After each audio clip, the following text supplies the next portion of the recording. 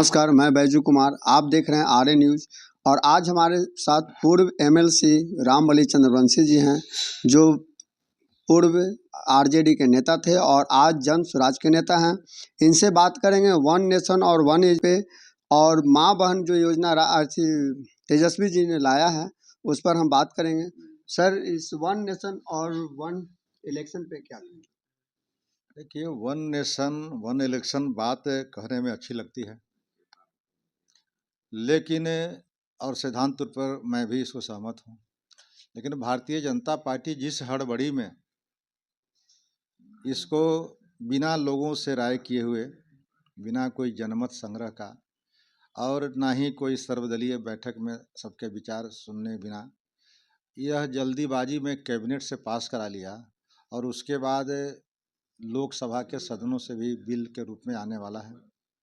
इससे भारतवर्ष के राजनीतिक दलों में, विपक्ष के खास करके दलों में, विपक्षी दलों में एक निराशा और एक आक्रोश व्याप्त हो गया है कि आखिर भारतीय जनता पार्टी जो और मुद्दे हैं उस पर न चर्चा कर रही है।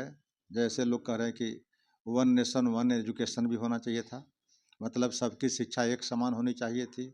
ये डॉक्टर लोहिया जी कहा करते थे और भी बड़े बड़े नेता कहा करते थे कि एक तरह की शिक्षा हो।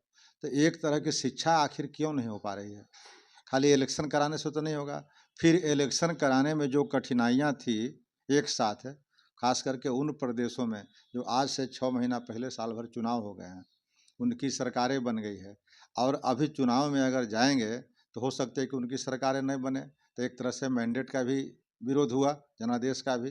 तो ऐसे ऐसे परिस्थितियों के आकलन किए बिना, यानी घाटे और लाभ के चर्चा किए बिना भारतीय जनता पार्टी आमादा है कि हम इसे कानून बना करके लागू कर देंगे।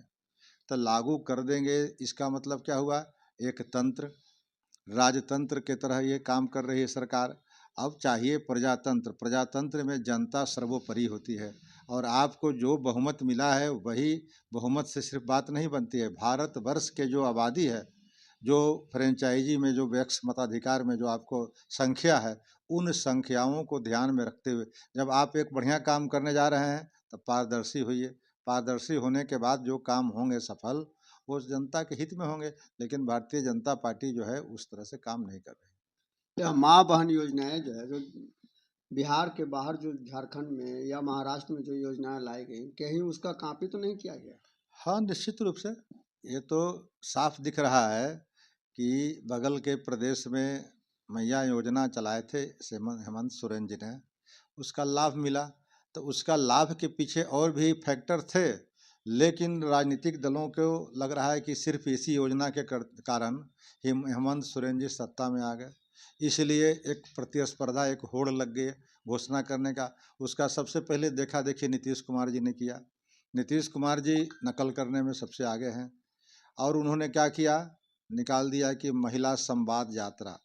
अब महिला संवाद यात्रा, इनकी कई यात्राएं हो चुकी है, महिला संवाद यात्रा भी अगर इन्होंने निकाला, एक सप्ताह 10 दिन पहले ही घोषणा कर दिया कि हम 15 दिसंबर से जाने निकलेंगे, तो फिर ये 200 सवा 200 करोड़ रुपये सैंक्शन कराने की कौन सी ज़रूरत थी?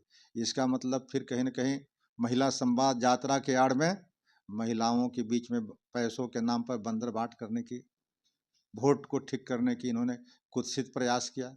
लेकिन लालू प्रसाद यादव मंजे हुए नेता के रूप में इनकी हवा निकाल दी समय रहते ही। इतना पहले घोषणा किए थे, उसकी सारी तैयारी इनकी धरी की धरी रह गई और अब नीतीश कुमार जी को यात्रा स्थगित करना पड़ा। तो यात्रा स्थगित करने से जो संदेश गया बिहार में कि लालू प्रसाद जी की राजनीति सफल हो गई और अब तेजस्वी प्रसाद अब जाकर के फ्रंट पर खेल रहे हैं।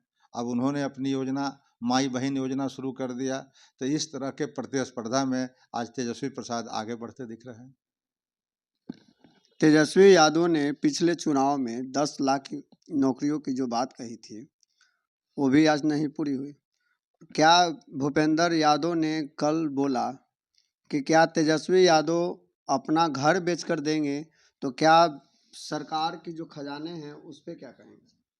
देखिए, मैं तो पहले ही कह चुका कि बिना बजट के आकलन किए हुए आपकी आमदनी कितनी है और इस पर कितने खर्च होंगे, इसका मुआयना, इसकी समीक्षा किए बिना इस तरह के लोक लुभावन चुनाव में सत्ता में आने के लिए इस तरह के अगर नारों का प्रयोग होगा तो हमारा जनतंत्र जो है, प्रजातंत्र है, कमज़ोर होगा। इसलिए इन सब चीज़ों से बचने की ज़रूरत है। जैसे आपने कहा कि 10 लाख रोजगार की बात किया था, बिल्कुल अव्यवहारिक और असत्य उनकी थी। पिछला बार तो उनका यही स्टंट रहा था चुनाव जीतने का। स्टैंड था, लेकिन जनता के साथ इन्होंने भी एक भद्दा मजाक किया था, धोखा किया था। कोई भी व्यक्ति एक दिन में एक कलम से, प्रथम कलम से 10 लाख लोगों को रोजगार नहीं दे सकता है। रोजगार देने के पीछे कई प्रोसेस होते हैं, प्रक्रियाएं होती है। पहले तो आपको सबको समीक्षा करना पड़ेगा कि कितनी कितनी वैकेंसियाँ किस विभाग में है। उसके बाद उसका रोस्टर क्लियर करना पड़ेगा। उसके बाद उसकी बहाली की प्रक्रिया स्टार्ट करनी पड़ेगी, तब जा कर के। लेकिन तेजस्वी जी का क्या नारा था, चुनावी नारा था कि प्रथम कैबिनेट में पहली बार पहली कलम से मैं 10 लाख लोगों को रोजगार दूंगा, नौकरी दूंगा। 10 लाख लोगों का नौकरी अभी तक नहीं हो पाया है, जब इतने द्रुत गति से हो रहे हैं। कई वर्षों का पेंडिंग था नियुक्तियां, तब भी नहीं हो पा रही, तो तेजस्वी जी कैसे कर देते। आज फिर उसी तरह का सत्ता में एन केन प्रकार आने के लिए इस तरह की योजनाओं की घोषणा कर रहे हैं। इससे जो है इनकी साख और कमज़ोर होगी और जनता के बीच में एक मजाक बन करके रह जाएंगे। धन्यवाद। अभी आप सुन रहे थे पूर्व एमएलसी रामबलि चंद्रवंशी, जो जन स्वराज के अब नेता बन चुके हैं। इसी तरह के तमाम खबरों के साथ बने रहें। चैनल को लाइक करें, शेयर करें। धन्यवाद।